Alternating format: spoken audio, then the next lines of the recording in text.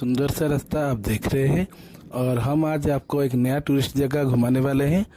तो hello hi friends, मेरा नाम है पूर्णा और आप देख रहे हैं travel with Purnas world YouTube channel. और आज हम ये वीडियो में आपको दिखाएंगे वर्ल्ड फेमस सन टेम्पल। और हम अभी पुरी से निकल गए हैं और आप देख रहे हैं जैसे कि पुरी से कोणार्क का दूरता लगभग 35 किलोमीटर है। और हम अभी आगे बढ़ रहे हैं।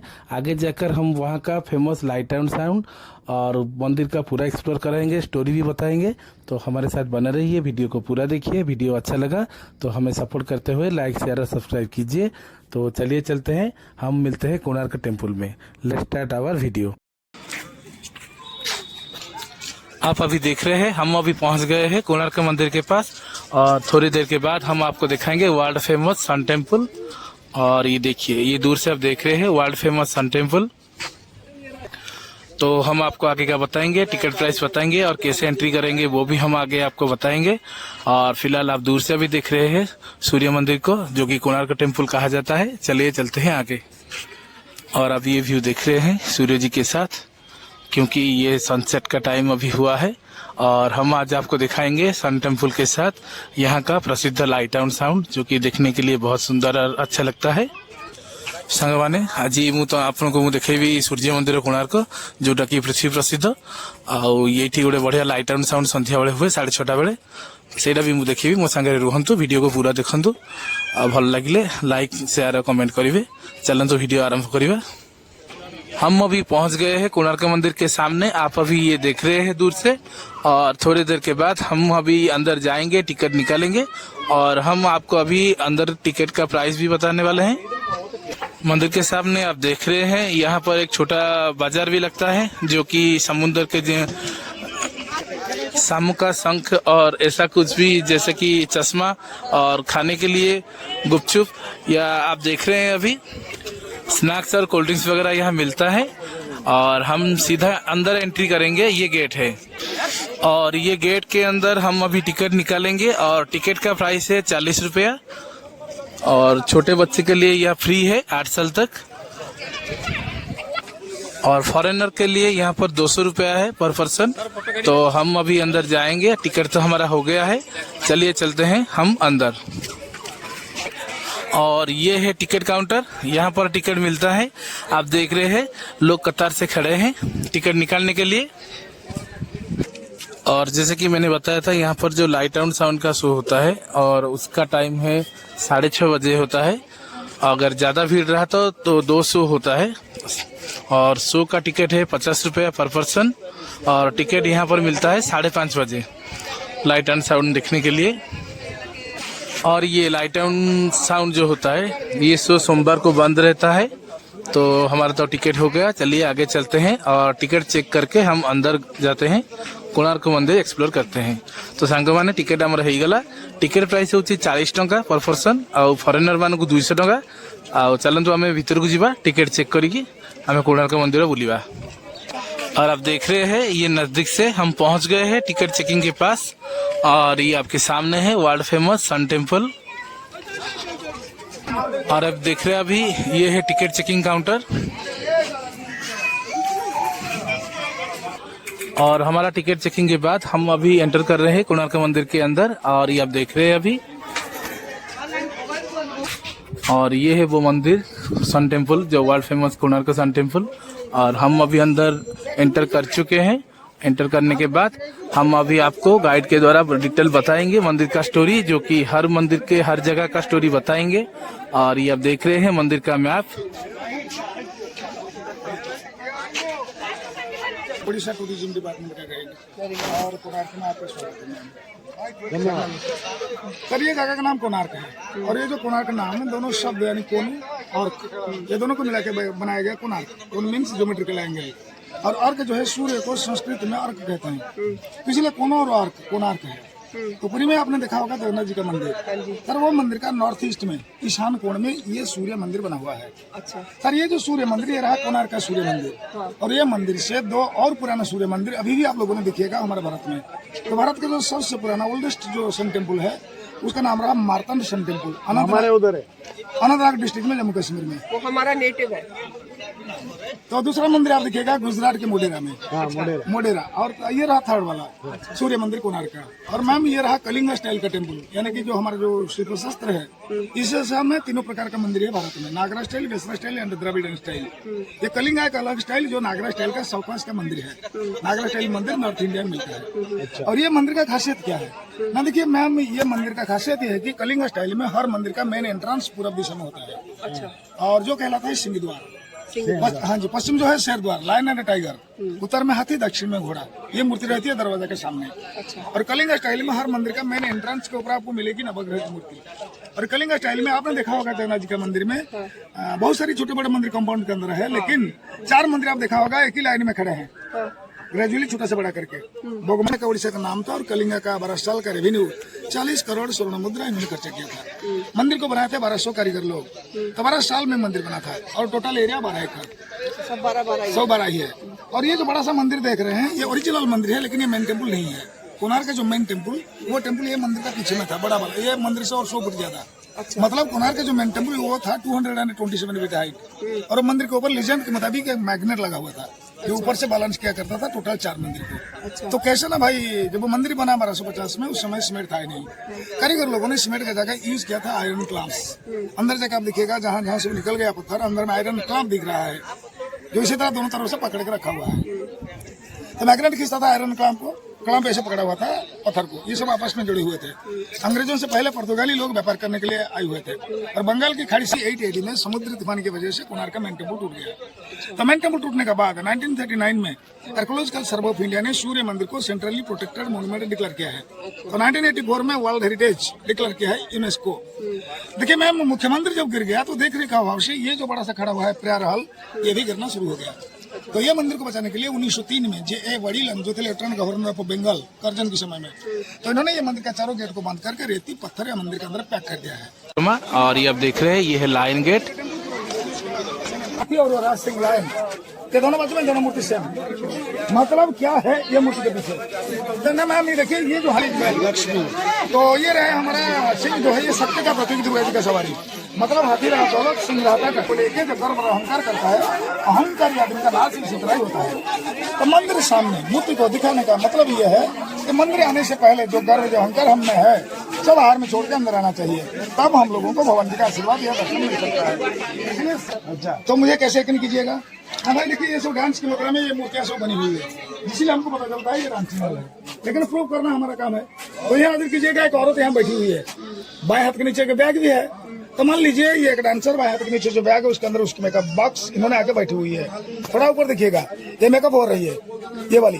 तो मेकअप खत्म होने के बाद और थोड़ा ऊपर देखिएगा, ये आईना लेके चेहरा देख रही है। अभी ये नाचने के लिए तैयार। तो नाच शुरू करने से पहले सामने बैठे हुए ऑडियंस को नमस्कार करती है डांसर, और उसके बाद नाचती है जो यहाँ कर रही है, और उसके बाद ये नाच रही है। मंदिर के चारों बाजू में जितने सारे औरत की मूर्तियां आप लोगों ने डांस की मुद्रा में देखिएगा। ओडिशा का जो प्रांतीय डांस ओडिसी डांस की अलग अलग मुद्राएं ये मंदिर के चारों बाजू में खुदाई की गई है। प्लीज आगे आइए। सॉरी, गुनहगारों को उन लोगों ने पनिशमेंट कैसी तरह दिया करते थे, शायद ये कुछ गुनाह किया होगा तो पनिशमेंट कर रहा है। हाथी के पांव के नीचे आदमी को कुचल दिया जा रहा है। तो देखिए मैम, माफ कीजिएगा, ये मंदिर ऐसा है ना चाहते उसे भी कुछ बताना पड़ता है, इसलिए माफी चाहता हूँ मैम। अभी हम लोगों ने जब बिल्डिंग वगैरह कुछ बनाते हैं तो छत का पानी निकलने के लिए छत के ऊपर पाइप लगाते हैं। बारिश होगी तो छत का पानी आ जाएगा बाहर पाइप होके। ये डांसिंग हॉल है, इसका भी छत होगा। तो ये छत का पानी निकलने के लिए सिस्टम क्या है? प्लीज थोड़ा सा पीछे, औरत बैठी हुई है, जेंट्स बैठा हुआ है, ये सब पेशाब करने का माफी। ये सब रहा ड्रेन सिस्टम, बारिश होने का समय रास्ता होकर पानी आ जाएगा बाहर। सर ये रहे जेंट्स एंड लेडीज जो बैठे हुए हैं, ये सब छत का पानी निकलने के लिए रहा ड्रेन। तो आप अभी सुन रहे थे कि कोणार्क मंदिर का इतिहास, और हम आगे भी आपको सुनाएंगे जो कि गाइड आपको अभी बताएंगा। और यहाँ पर और एक बात हम बताना चाहते हैं कि यहाँ पर टोटल 24 है जो कोणार्क का चक्र कहते हैं, और 7 घोड़ा है। मंदिर इस तरफ का बना हुआ है कि जैसे कि एक रथ जैसा हो जो कि चैरियट, और वो 7 घोड़ा उन्हें खींच रहे हैं। टूट गया छत खुला, लेकिन ये मंदिर का विशेषता ये है, देखिए मंदिर का बना हुआ है 3 गेट, सीढ़ी और दोनों बाजू में 2। तो एक ही मंदिरों में तीनों दरवाजा का जरूरत क्या था? क्या मैम, ये बना हुआ है सूर्य रोशनी आने के लिए। सूर्य में उदय सूर्य की जो पहली किरण ये रास्ता होकर के आएगी, अगर यहाँ रोशनी आई तो गिरेगी कहाँ? ना ये मंदिर के पीछे में था मेन मंदिर। मेन मंदिर के अंदर सिंहासन के ऊपर सूर्य भगवान की मूर्ति थी, पूरब की ओर से मुंह करके। रोशनी ये सबको पार करके मूर्ति के चेहरे पे हर रोज गिरेगी, तो इसलिए ये तीनों गेट हैं। सर हम अगर तीनों गेट बना लिए तो रोशनी जाएगी कैसे? ना सर आपको पता होगा कि सूर्य का दो गति है, उत्तरायण दक्षिणायन। उत्तरायण मतलब नॉर्थ ईस्ट का ईशान कोण, नॉर्थ ईस्ट इसका कोण ही है वो वाला गेट। दक्षिणायन मतलब सूर्य रथ, जहाँ 24 पहिया 7 घोड़ा लगा हुआ है। लेकिन हम किताब में पढ़े हैं कि सूर्य भगवान जिस रथ में जाते हैं आसमान में, वो रथ में पहिया सिर्फ एक है, जो संस्कृत श्लोक में लिखी गई है। एकचक्र रथजस्य दिव्य कनक भूषितम आकाशे भ्रमंति नित्य पद्म हस्ते दिवाकर। दिवाकर मतलब सूरज, हाथ में कमल फूल लेते हुए आसमान में जिस रथ के ऊपर घूमते हैं वो रथ में पहिया सिर्फ एक है, मतलब पुराण में लिखी गई है। लेकिन मिट्टी के ऊपर इतना बड़ा मंदिर को बनाना एक ही पहिया में नामुमकिन है, तो इसलिए इन्होंने कारीगर लोगों ने सूर्य रोशनी को कैलकुलेशन करके दिन महीना साल वगैरह करके ये सब रथ को बनाया है। जहाँ इन्होंने लगाया 7 घोड़ा 24 पहिया, तो 7 घोड़े का नाम लिखी गई है। तो गायत्री उष्णिक अनिस्तिव बृहति पंक्ति त्रिस्तप जगती 7 घोड़े का नाम, जो सूर्य रथ को पूर्व दिशा में खींच रहे हैं। तो हमने बताया था स्टेज ऑफ लाइफ में इन्होंने मंदिर को बनाया। तो नीचे आप देखिएगा एनिमल किंगडम, ये घोड़े का पैनल मूर्तियों की बनी हुई है चारों बाजू में बच्चों के लिए। बंदर, जानवर, हाथी, घोड़ा, मैरिज प्रोसेशन, हंटिंग सीन वगैरह ये सब चारों दिशा में। और उसके बाद माफ कीजिएगा बीच में देखिए कामसूत्र की मूर्ति। तो monogamy, polygamy, polyandry, lesbian, oral sex, masturbation, animal sex सब इन्होंने खुलेआम यहाँ पे दर्शाया। नाम ये मंदिर है, पूजा करने के लिए लोगों ने आते हैं, लेकिन ये मूर्तियाँ क्यों इन्होंने दर्शाया, निकलने का समय में हम आपको बताएंगे ये मूर्ति क्यों है ये मंदिर में। तो आप ये देख रहे हैं, ये है कोणार्क का चौका जो कि कारुकार्य से संपूर्ण है। और ये जैसे कि वो बता रहे थे कि अभी टूट गया है बहुत सारे, अभी थोड़ा ही बचा है, वो हम आपको अभी दिखा रहे हैं। और देखिए कितना सारे पर्यटक का भीड़ है अभी, और सारे पर्यटक एंजॉय करते हुए वर्ल्ड फेमस कोणार्क टेम्पल को घूम रहे हैं। तो आप भी घूमिए, चलिए। पहिया को लाइफ सर्कल कहते हैं, जीवन चक्र। क्यों ना ये पहिया में अभी आप लोगों ने एक औरत की दिनचर्या को देखिएगा, एक औरत जिसके दिन और रात के काम मूर्ति में दर्शाई गई। तो कैसे दर्शाई गई मूर्ति को देखिएगा। अकेली एक औरत वहाँ बैठी है, हाथ ऊपर करके, सिंगल जो बैठी है। तो मान लीजिए ये सुबह में उठ के आलस तोड़ रही है, अंगड़ैयां ले रही है। थोड़ा सा नीचे दिखेगा, जब नहाने के लिए बैठी तो दोनों बाजू में दोनों दासी कंधे पे कपड़ा लिए खड़े हैं। और थोड़ा नीचे दिखेगा, शिकार कर रहे जंगल में, घोड़े के पांव के नीचे जंगली जानवर सो बने हुए हैं। और बिल्कुल नीचे दिखेगा, शाम को ये आईना लेके श्रृंगार कर रही है। तो दाहिने में 1 2 3 4 सुबह से लेकर के शाम तक सारा दिन का काम। माफ कीजिएगा, बाएं बाजू में देखिए, ये सब रात का काम है। और हर डे ये रहे night, that's why this is called life circle. लेकिन ये जो मूर्ति है ये सिर्फ रॉयल फैमिली की जो औरत उन लोगों की है। हम खाना बनाती हुई तो कहीं दिखी नहीं। ये रॉयल फैमिली हमने आपको कहा, मैं आपको उससे पहले पूछने वाली थी। ये रॉयल फैमिली की औरत जो उन लोगों की आम आदमी। और ये मंदिर का मेंटेनेंस चालू है, इसलिए इसके ऊपर जाने नहीं देते हैं। सूर्य मंदिर का ये रहा साउथ एंट्रेंस कलिंगा स्टाइल में। जो दक्षिण द्वार है वो द्वार का नाम है अश्व द्वार। ये देखिएगा यहाँ पे लगे हुए थे दोनों साइड में। अच्छा, इसी तरह दक्षिण को मुंह करके मूर्ति। और अभी जो अभी अश्व देख रहे हैं ये अश्व द्वार है। प्रीवियसली आप यहाँ पर अभी ये लगा हुआ था, क्योंकि अभी टूट गया है इसलिए इसके सामने अभी रख दिया गया है। ये आप देख रहे हैं, ये है वो अश्व। और चलिए आगे हम आपको आगे का नजारा दिखाते हैं। अंदर पूजा होती थी वो वाला था, ये टूट चुका है, बेस से जो बचा हुआ है। और इसके अंदर वो सिंहासन अभी भी जिसके ऊपर मूर्ति थी। और उदयश्वर की जो पहली किरण वो तीनों गेट को पार करके ये मंदिर के अंदर होते हुए ये मंदिर के अंदर आके मूर्ति के चेहरे पर गिरती थी। तो ऊपर में देखिए बड़ी सी एक मूर्ति देख रहे होंगे आप, 2-3 मूर्ति इसी तरह लगी हुई है सूर्य भगवान का। ये पहली मूर्ति प्रभात सूरज, आगे जाके देखिएगा मध्याह्न सूरज, उत्तर दिशा में देखिएगा अस्त सूरज, प्रभात मध्याह्न अस्त। तो दिनों का पहचान, दोपहर जो जवानी चेहरा गंभीर, अस्त जो है बुढ़ापा चेहरा शांत। हमारा वेद में लिखी गई है, ऋग वेद, उदय तो ब्रह्म रूपम मध्याह्ने च महेश्वर अस्तमीत भगवत विष्णु त्रिमूर्तिश्च दिवाकर। दिवाकर मतलब सूरज। मंदिर बनाने वाले राजा और है जिसका हाफ पोर्शन नहीं है सबसे वो हाँ जी, कोने में राजा रानी रानी भानुमति। राजा रानी दोनों है। मैम देखिएगा राजा रानी के दाहिने में एक पेड़, नीचे एक हाथी, सामने एक जिराफ विद लॉन्ग नेक। तो ये मूर्ति को देख के पता चलता है कि 1250 से पहले अफ्रीका देश के साथ हम लोगों का कुछ रहा हुआ संपर्क, तो इसलिए इन्होंने जिराफ को मंदिर में दर्शाया है। एक मोदी जी एक पहिया के सामने खड़े होकर के गेस्ट को रिसीव कर रहे हैं, स्वागत कर रहे थे। तो ये वाले पहिया, अच्छा, और ये भैया का एक और खासियत ये है, 20 रुपीज नोट और पूरा नया 10 रुपीज नोट, वो दोनों नोट के पीछे में भैया का छाप है। तो देख सकते हैं आप, पुराना 20 नया तो 10 तो सभी का प्रश्न का सीट को मार के जो बजाए थे। तो यहाँ देखिएगा एक और चीज, इधर में दरवाजा आधा खुल गई है, खड़ी है। एक और बात ये देखिए वो देखिए, जो दोनों तरफ से पत्थर को पत्थर पकड़ के रखा हुआ है। हाँ, दिख रहा है। तो मैम उस समय के जितने सारे मंदिर 1250 में जो मंदिर 13वीं सदी का जो मंदिर है, हर मंदिर में इसी तरह का काम है। जगन्नाथ जी का मंदिर, लिंगराज मंदिर, ये मंदिर सब में इसी तरह आगम काम है, जो दोनों तरफ से पत्थर को इसी तरह पकड़ के रखा हुआ है। और थोड़ा सा आगे इसके अंदर टूट चुकी है। एक और बात, ये कलिंग स्टाइल का टेम्पल, अंदर का दीवार भी बिल्कुल प्लेन है, मतलब अंदर में मूर्ति नहीं, दीवार प्लेन। तो वहां जाने का वजह थोड़ा सा इस तरफ आइएगा। और ये जो मंदिर हम आपको अभी दिखा रहे हैं, ये सूर्य जी का पत्नी का मंदिर है, छाया देवी, जो कि अभी टूट गया है। देख रहे हैं इसी लाइन में बिल्कुल सीधा ऊपर को देखिए, कोने में, इसी लाइन में लास्ट कोने में ऊपर बहुत सारे लोग रस्सी लगा के पत्थर खींच रहे हैं। इसी लाइन में ऊपर हाँ जी मैम, आपने जहाँ लाइन देकर एंट्री किया, मैंने एंट्रेंस जो मंदिर बन रहा था 1250 में, समंदर वहीं पे था। अगर वो था समंदर तो ऐसा समुद्र का किनारा, तो जितना तक वो मंदिर को बनाते थे चारों बाजू में शॉपिंग करके ढक लिया करते थे रेती में, और इसी तरह उठा के जॉइंट किया करते थे। और पहले हमने आपको प्रभा सूरज दिखाया था, और ये जो आप सामने अब दिख रहे हैं सूर्य भगवान जी का मंदिर, और ये है मध्याह्न सूरज। सब लोग सिंदूर लगाते हैं, हिंदू औरत जो है चलिए ऐसे ही लगाती है, लेकिन हमारे जो शास्त्रकार है, शास्त्रविद, तो उन लोगों का मानना है कि भाई ऐसे नहीं, ऐसे लगाइए। ऐसे अगर ऐसे कहिए कि माँ की छाया किसके ऊपर गिर रही है, शायद ये नुकसान पहुंच जाएगी, तो इसलिए हमेशा ऐसे ही लगाइए, हाथ का छाया चेहरे पर ना गिरे। तो ये लगा रही है, सब लगाते हैं, ये भी लगा रही है, ऐसे बोल रहे हाँ जी ऐसे करके। बात ये है, ये तीनों सेम एज वाले हैं, तीनों का उम्र सेम। अगर उम्र सेम तो हाइट भी सेम होना चाहिए था, उम्र सेम होगा तो हाइट भी सेम होना चाहिए था, लेकिन बीच वाले इतनी लंबी है, दोनों छोटे क्यों है। नाम देखिए, हैसियत के मुताबिक मालिक हमेशा बड़ा ही होता है, चाहे कदकाठी उसका छोटा हो सकता है, लेकिन हैसियत उसका बड़ा है।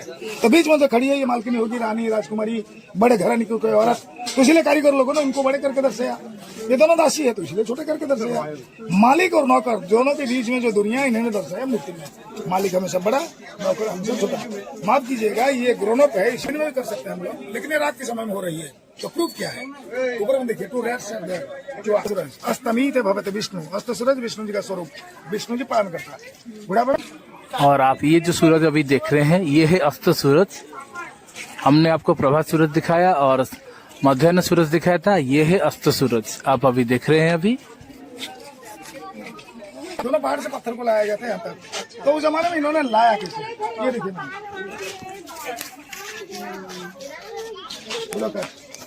एक और बात ना देखिए, ये संभव नहीं। तो हमने आपको कहा था यहाँ की नदी बहती थी, चंद्रभागा नाम की नदी, वही नदी के ऊपर लकड़ी के बड़ा बड़ा सा भेड़ा वुडन बोट बना के उसके ऊपर लाद के लाए थे, और नदी से यहाँ तक हाथी लगा के खींच के लाया करते थे। और तो आप अभी तक सुन रहे थे मंदिर का इतिहास, और गाइड ने आपको समझाने की कोशिश किया, जो कि मंदिर का हर मूर्ति का कुछ अलग बात है, जो कि हर मूर्ति यहाँ पर बात करता है, मतलब उनका जो स्टाइल है, वो जो हमको कारीगर ने जो दिखाया है, वो बात करने का स्टाइल में दिखाया है। तो चलिए अभी हम घूमने के बाद फ्रंट व्यू देखते हैं, और फ्रंट व्यू के बाद हम आपको अभी जैसे कि बताया था लाइट एंड साउंड, वो भी आगे दिखाएंगे। पहले हम वो टिकट लेंगे जिसका प्राइस है 50 रुपीज। तो चलिए चलते हैं आगे। और आप देख रहे हैं ये जो दो हाथी है, एलिफेंट, ये पहले मंदिर का द्वार में लगा हुआ था, जैसे कि हमने आपको सिंह का द्वार दिखाया, एंट्री किया था जो, और उसके बाद अश्व द्वार दिखाया था, घोड़ा, और ये है हाथी। और पहले वो हाथी ये दोनों यहाँ पर लगा हुआ था, और क्योंकि अभी टूट गया है इसलिए उसे निकालकर वो पीछे वाले में रख दिए हैं। घूमने के बाद हम अभी आ गए हैं मंदिर के सामने और आप ये देख रहे हैं अभी कोणार्क मंदिर। चलिए चलते हैं बाहर और बाहर जाकर हम आपको अभी दूसरा नज़ारा दिखाएंगे और लाइट एंड साउंड का हम आप पहले टिकट निकालने की कोशिश करेंगे, उसके बाद आगे का दिखाएंगे। तो हम अभी निकल गए हैं बाहर और ये आप देख रहे हैं ये मंदिर के सामने वाला जो छोटा सा बाजार लगता है ये बाजार है। जैसे कि मैंने जाते समय आपको बताया था, बाजार के दोनों तरफ कुछ दुकान है, आप जैसे कि देख रहे हैं हैंडलूम का हुआ और जो समुंदर का कुछ यहाँ पर बिक्री हो रहा है, शामू का ऐसा कुछ मिल रहा है अभी देख रहे हैं आप। और ये सामने स्नैक्स भी कुछ मिल रहा है अभी खाने के लिए और यहाँ का स्पेशल झालमुड़ी जो कि उड़ीसा में खाया जाता है, गुपचुप। तो चलिए चलते हैं आगे, हम आगे का और आपको कुछ दिखाएंगे। और हम अभी जा रहे हैं पार्किंग के पास जी, क्योंकि मंदिर का घूमकर दर्शन हो गया हमारा अच्छे से। तो चलिए चलते हैं आगे। और जाते समय ये हमने आपको दिखाया था जो कि म्यूजियम है, तो हम अभी ये आपको दिखाने वाले हैं आगे। चलिए अंदर जाते हैं और देखते हैं। ये उड़िया में लिखा है अर्क क्षेत्र जो कि कोणार्क को कहा जाता है। चलिए अंदर। और हम वो म्यूजियम के अंदर अभी आ गए हैं और ये आप सामने अभी देख रहे हैं ये टिकट काउंटर जो कि 50 रुपया पर पर्सन लेते हैं। और टिकट निकालने के बाद हम अभी वो म्यूजियम हॉल के अंदर जाएंगे और आपको दिखाएंगे।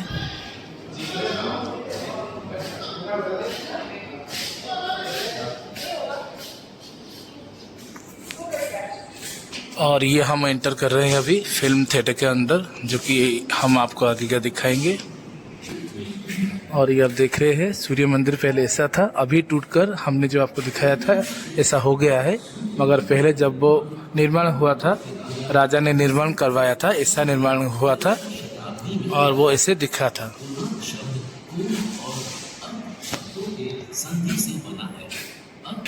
और इसे अर्क क्षेत्र इसलिए कहा जाता है क्योंकि अर्क का अर्थ मीनिंग होता है सूर्य।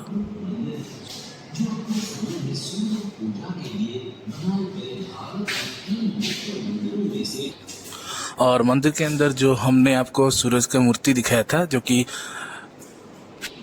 प्रभात, मध्याह्न और अस्त ये तीनों है। और ये अभी बनकर नया अभी है जो कि देखने के लिए म्यूजियम में रखा गया है।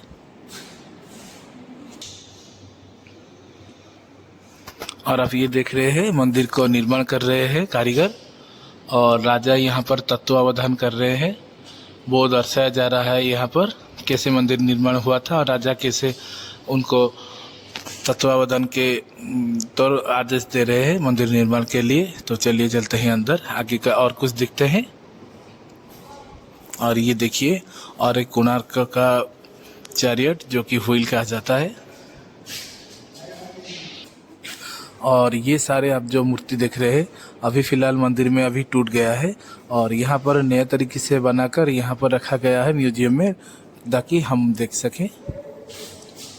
और ये है सिंह जो कि सिंह द्वार में लगा हुआ है और वो भी मेन मंदिर का टूटा है, मगर ये अभी हमको देखने के लिए नया तरीके से बनाकर रखा गया है। और आगे आप देख रहे हैं घोड़ा।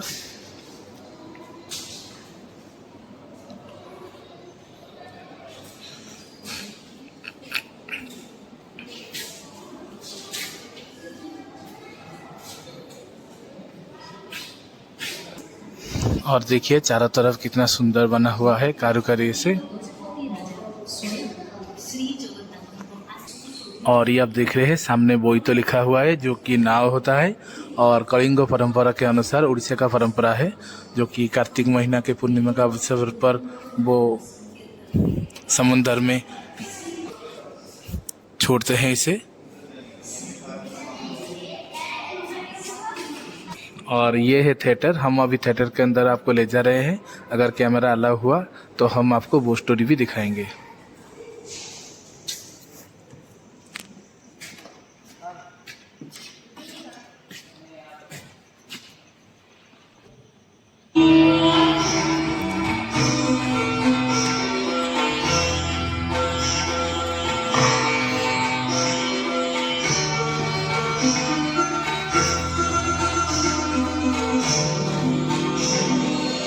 ये भारतवर्ष है जिसे दुनिया कभी विश्व गुरु के रूप में जानती थी।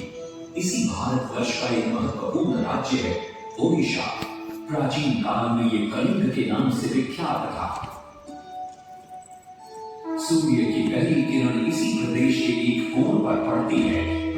इसी स्थान पर कभी संसार का सबसे भव्य और विशाल सूर्य मंदिर बनवाया गया था।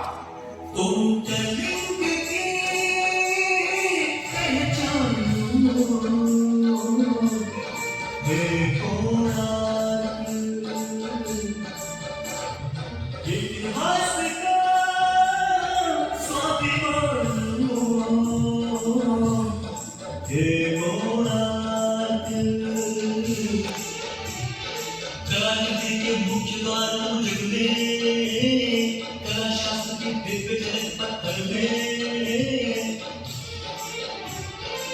विश्व गुरु भारत के गौरव आज दया के पात्र हो क्यों।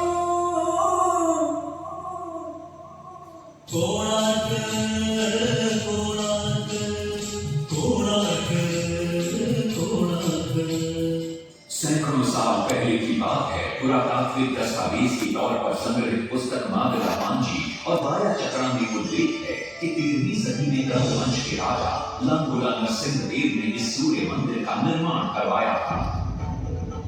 नरसिंहदेव युद्ध में बड़े प्रवीण और शक्तिशाली थे और मात्र 18 साल की उम्र में वे अपने पिता राजा अनंग भीम देव की विशाल सेना के प्रधान सेनापति नियुक्त कर दिए गए थे।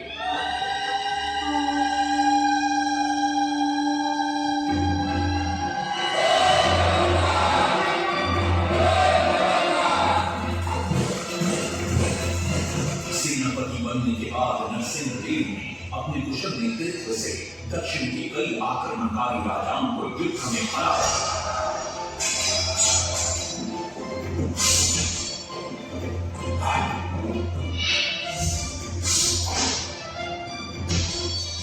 और उनके राजकोष पर कब्जा कर लिया।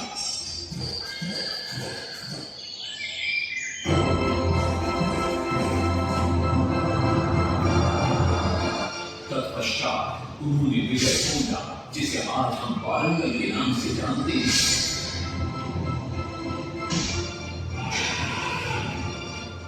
काकतीय वंश के राजा गणपति को परास्त किया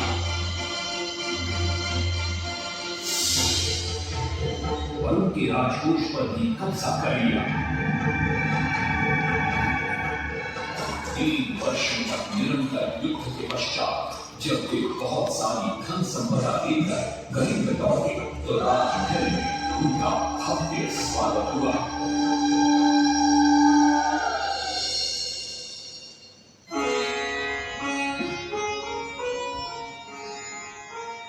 राजमाता कस्तूरी देवी पुत्र नरसिंहदेव की वीरता से बहुत प्रसन्न हुई और पुत्र के सामने अपने मन की इच्छा प्रकट की। कहा, तुम्हारे पिता ने शंख क्षेत्र पुरी में भगवान जगन्नाथ का भव्य मंदिर बनवाया है। मैं चाहती हूँ कि तुम पद्म क्षेत्र कोणार्क में उससे भी भव्य और विशाल सूर्य मंदिर बनवाओ। किंतु नरसिंहदेव माता से प्रति प्रश्न करते, सूर्य मंदिर ही क्यों, और वो भी कोणार्क में? तब राजमाता कस्तूरी देवी बतलाती हैं, द्वापर युग में भगवान श्री कृष्ण के पुत्र सांब बड़े ही सुंदर और सुकुमार थे। वो नारद मुनि को चिढ़ाया करते थे। एक दिन नारद मुनि ने सांब को सबक सिखाने की योजना बनाई और उन्होंने सांब की सुंदरता की प्रशंसा कर उन्हें गोपियों के साथ जल क्रीड़ा करने को उकसाया। वहीं दूसरी तरफ भगवान श्री कृष्ण को जाकर कह दिया कि सांब अपनी मां समान गोपियों के साथ जल क्रीड़ा कर रहा है। श्री कृष्ण इस बात से बहुत क्रोधित हो जाते हैं और वे सांब को श्राप दे देते हैं, जिस सुंदरता का तुम्हें अभिमान है वो तत्क्षण नष्ट हो जा। सांब को घोर हो जाता जब सांब राजमहल लौटते हैं और मां चांद देवी को ये पता चलता है कि पिता श्री कृष्ण के श्राप की वजह से सांब की ये अवस्था हुई, तो सारी रानियां क्रोधित हो जाती। नारद जी को बुलाया जाता, वे रोग मुक्ति का उपाय बतलाते। वे कहते हैं, सूर्य की पहली किरण ऊर्ध्व देश के एक कोण पर पड़ती है जिसका नाम कोणार्क है। शाम को वहीं जाकर सूर्य की आराधना करनी होगी।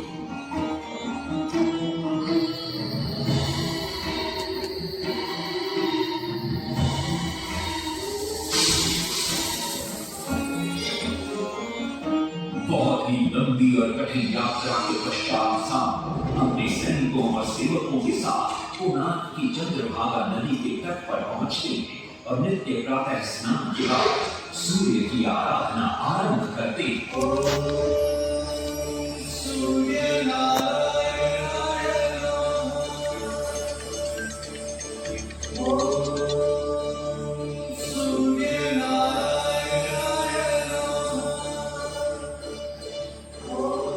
अन्न जल त्याग कर 12 साल की कठिन तपस्या के बाद सूर्य देव प्रसन्न होकर प्रकट होते और शाम को रोग मुक्त होने का वरदान देते। पुत्र, आज रात्रि के चतुर्थ प्रहर में स्नान करते समय नदी के तल में तुम्हें एक वस्तु मिले, वो मेरा ही प्रतिरूप होगी। उसका स्पर्श पाते ही तुम इस रोग से मुक्त हो जाओगे। स्नान के पश्चात शाम जब नदी से बाहर आते तो वो रोग मुक्त हो चुके होते। उनके हाथ में एक छोटा सा पत्थर है। उनके सुंदर और सुकुमार शरीर को देखकर सारे अनुचर और सिपाही प्रसन्न होते। शाम उस पत्थर को वहीं स्थापित कर एक छोटा सा मंदिर बनवाते। लेकिन जब उन्हें ज्ञात होता है कि सूर्य पूजा का विधि विधान यहाँ किसी को पता नहीं है तो वे चिंतित हो जाते। वे ध्यान में बैठते। सूर्य देव पुनः प्रकट होते और शाम के पूछने पर बतलाते कि दूर पश्चिम में साक्य देश के माता ब्राह्मण पूजा की विधि विधान जानते हैं। साक्य देश की ओर निकल पड़ते जो आज का ईरान है। महीनों की लंबी यात्रा के बाद शाम 18 मादा ब्राह्मण परिवारों को साथ लेकर कोणार्क लौटते हैं और सूर्य मंदिर में पूजा शुरू हो जाती है। राजमाता कस्तूरी देवी नरसिंह देव को बतलाती है कि विवाह के कई वर्षों बाद तक जब हम निसंतान थे, मैंने भी उस सूर्य मंदिर में पूजा अर्चना की और तुम पुत्र रूप में मुझे प्राप्त हुए। माता की बात सुनकर नरसिंह देव मां को कोणार्क में संसार का सबसे भव्य और विशाल मंदिर बनाने का वचन देते। सदाशिव सामंतराय महापात्र जो शिवई सांतरा के नाम से लोकप्रिय थे, वे अपने सहयोगी बीसू महाराणा के साथ मंदिर का प्रतिरूप बनाते और नरसिंह देव के समक्ष प्रस्तुत करते। नरसिंह देव मंदिर का प्रतिरूप देखकर अभिभूत हो जाते और शीघ्र मंदिर निर्माण कार्य आरंभ करने का आदेश देते। दूर से बड़े बड़े पत्थर लाए गए, जितने पत्थर डाले गए सारे टूट गए।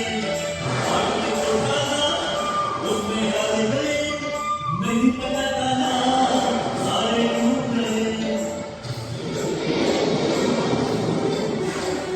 सिर्फ शांत ना हुए परेशान, किस विधि मंदिर बने। सिर्फ शांत ना हुए परेशान, किस विधि मंदिर बने। एक दिन वे चिंतामग्न कोणार्क लौट रहे थे, तभी उन्हें प्यास महसूस हुई।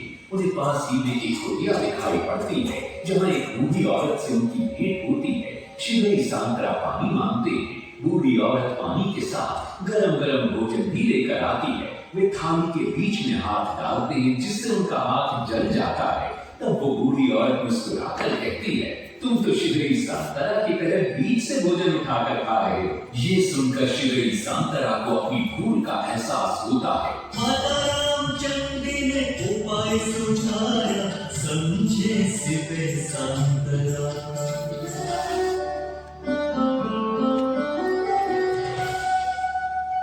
तत्पश्चात वो किनारे से पत्थर डलवाना शुरू करते हैं और मंदिर निर्माण का कार्य तेजी से आगे बढ़ने लगता है।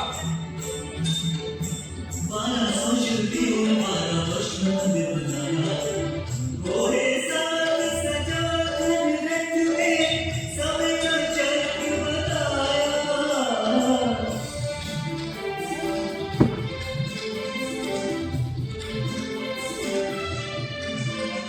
दूसरी तरफ कलिंग के उत्तर के राज्यों के नवाबों के बार बार राज्य पर आक्रमण हो रहे थे। इन आक्रमणों से क्रोधित होकर नरसिंहदेव अपनी विशाल सेना को लेकर युद्ध के लिए निकल पड़े।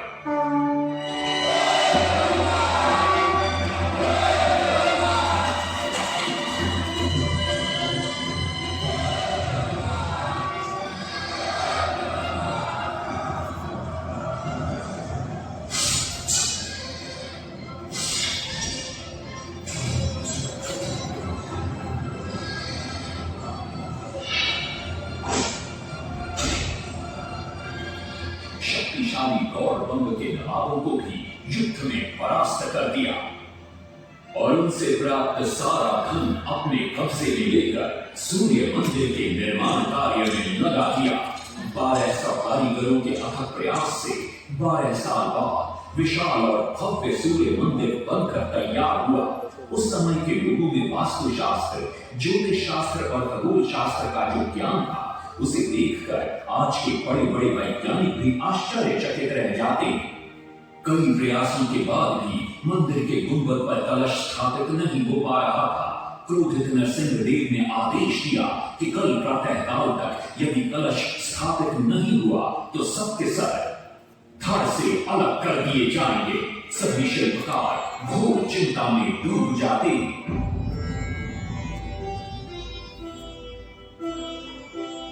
दूसरी तरफ मुख्य शिल्पकार बीसू महाराणा का 12 साल का बेटा धर्मपद सूर्य मंदिर के प्रतिरूप पर कलश बिठाकर प्रसन्न होता है और मां के सामने अपने पिता से मिलने की इच्छा व्यक्त करता है। मां अपने बागीचे के पेड़ ओखली में बांध कर देती है और कहती है, अपने कुत्ते बलिया को साथ लेकर कोणार्क जाओ। बलिया अपने मालिक को पहचान लेता है और बीसू महाराणा से लिपट जाता है। धर्मपद अपने पिता को प्रणाम करता है और अपना परिचय देता है। सबको चिंता में देखकर वो अपने पिता से इसका कारण पूछता है। कारण जानकर धर्मपद कहता है, अगर आप आज्ञा दें तो मैं मंदिर के गुंबद पर कलश स्थापित कर सकता हूं। शिवे सांतरा धर्मपद को अनुमति दे देती। धर्मपद गुंबद पर चढ़ जाता है और कुछ ही समय के प्रयत्न के पश्चात वो कलश को स्थापित करने में सफल हो जाता है। गुंबद पर कलश स्थापित होते नीचे गर्भगृह में चारों दिशाओं में लगे चुंबकों के आकर्षण से सूर्य महाप्रभु की मूर्ति शून्य में स्थापित हो जाती है। सब धर्मपद को कंधे पर बिठाकर खुशी से नृत्य करने लगते। तभी कुछ कारीगर इसका विरोध करते हुए कहते, अगर सुबह राजा को ये पता लग गया कि इस बच्चे ने कलश को स्थापित किया है तो किसी का बचना संभव नहीं है, इसलिए धर्मपद को मरना होगा। इस बात से शिवे सांतरा बड़े क्रोधित हो जाते हैं। भीषण वाद विवाद छिड़ जाता है। ये सब देखकर धर्मपद गहरी चिंता में पड़ जाता है और वो सोचता है कि यदि मेरे जीवित रहने से इन सब का सर काट दिया जाएगा तो इससे अच्छा है कि मैं आत्म बलिदान कर दूं ताकि सबके प्राण बच जाएं। और उसी पल धर्मपद नवनिर्मित सूर्य मंदिर के शिखर पर चढ़ जाता है।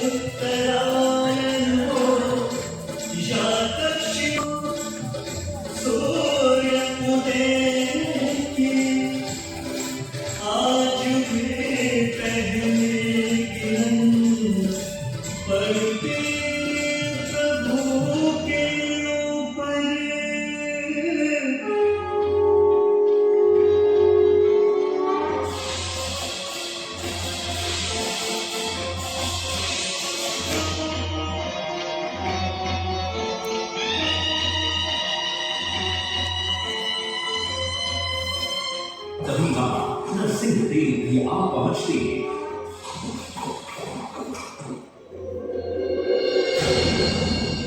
और सूर्य महाप्रभु शून्य में स्थापित देख वे भी आनंद से भर जाते और श्री सांतरा की भूरी भूरी प्रशंसा करते। वो ये भी घोषणा करते कि माघ शुक्ल पक्ष की सप्तमी को मंदिर की प्राण प्रतिष्ठा की जाए। लेकिन श्री सांतरा कहते, राजन तिथि तो अच्छी है, लेकिन मंदिर की प्राण प्रतिष्ठा के लिए ये शुभ नहीं है। किंतु राजा अपनी बात पर अड़ जाते। श्री सांतरा को दुख होता है और कोई वाद विवाद किए बिना वे हमेशा के लिए वहां से चले जाते।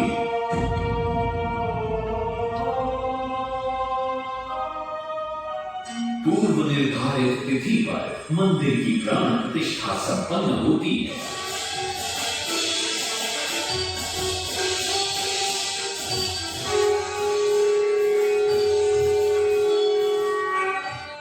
लेकिन कुछ दिनों बाद अमंगल होना शुरू हो जाता है। सबसे पहले विराट सिंह की मूर्ति नीचे आ गिरती है। तत्पश्चात मंदिर की शिलाओं का गिरना भी शुरू हो जाता है। नरसिंहदेव को अब समझ में आता है कि श्री सांतरा का कहना सही था, लेकिन देर हो चुकी थी। बहुत साल बाद मंदिर के आसपास जंगल उगाए और ये मंदिर घने जंगलों के बीच छुप गया। जब अंग्रेजों ने जंगल के बीच इस मंदिर को देखा तो उन्होंने इसका पुनरुद्धार किया। आज आप उसी विशाल मंदिर के भग्नावशेष देख रहे हैं। ये है इस प्रसिद्ध मंदिर की कथा। अब इस कथा में कितनी सत्यता है और कितनी कल्पना है ये तो किसी को नहीं मालूम, लेकिन ओडिशा की जनश्रुतियों में यही कथा विद्यमान है।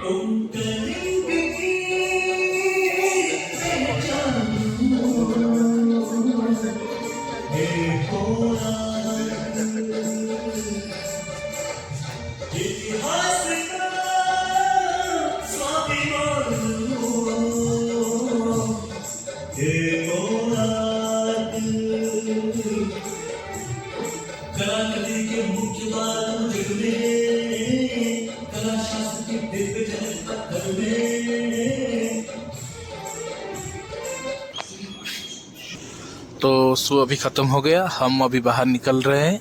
तो चलिए चलते हैं, बाहर जाकर आपको आगे का बताते हैं। तो फ्रेंड्स, ये था light and sound. Light and sound नहीं, यह अर्क क्षेत्र जो म्यूजियम है, म्यूजियम के अंदर ही एक फिल्म जो दिखाया था, वो फिल्म हमने आपको पूरा दिखाया है। तो फ्रेंड्स, ये वीडियो हम यहीं पर एंड करते हैं। वीडियो अच्छा लगा तो लाइक शेयर और सब्सक्राइब कीजिए और बहुत जल्द मिलते हैं और एक नया वीडियो में। और हमने आज आपको दिखाया है कोणार्क मंदिर का ये जो व्यू, तो कैसा लगा जरूर बताना।